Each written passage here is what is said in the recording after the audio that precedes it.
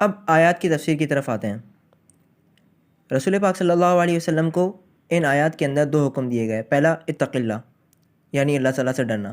دوسرا لا تطع الکافرین، کافروں کا کہا نہ ماننا۔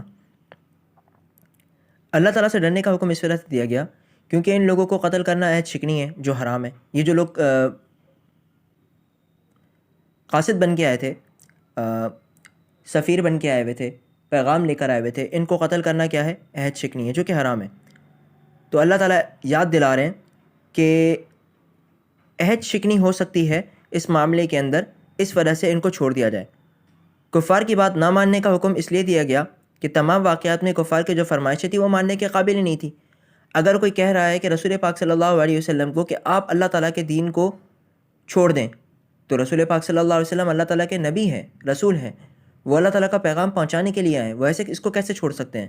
یا پھر اگر آپ صلی اللہ علیہ وسلم کو کوئی کہہ رہا ہے، جیسے کہ واقعے کے اندر ذکر ہوا کہ ہمارے معبودوں کی برائی کرنا چھوڑ دیں، ہمارے معبودوں کو برا مت کہیں، اور ہمارے معبودوں کو بھی یہ کہیں کہ وہ سفارش کر سکتے ہیں، شفاعت کر سکتے ہیں، تو پھر آپ صلی اللہ علیہ وسلم کی نبوت کا مقصد ہی ختم ہو گیا۔ آپ صلی اللہ علیہ وسلم کفار مکہ جو کہ مشرکین تھے، شرک کرتے تھے، ان کے شرک کو ختم کر کے ایک اللہ کی عبادت پر لوگوں کو جمع کر رہے ہیں۔ اب اگر وہ ان کو جھوٹا ہی نہیں کہیں گے تو لوگ جمع کیسے ہوں گے ایک اللہ کی عبادت پر؟ تو مقصد ختم ہو گیا۔ اسی وجہ سے اللہ تعالیٰ کہہ رہے ہیں کہ ان کی باتوں کو ماننا یہ ماننے کے قابل ہی نہیں ہے کسی طور پر۔ اسی طریقے سے یا ایھا النبی اتق اللہ، اللہ رب العزت مخاطب کر رہے ہیں رسول پاک صلی اللہ علیہ وسلم کو۔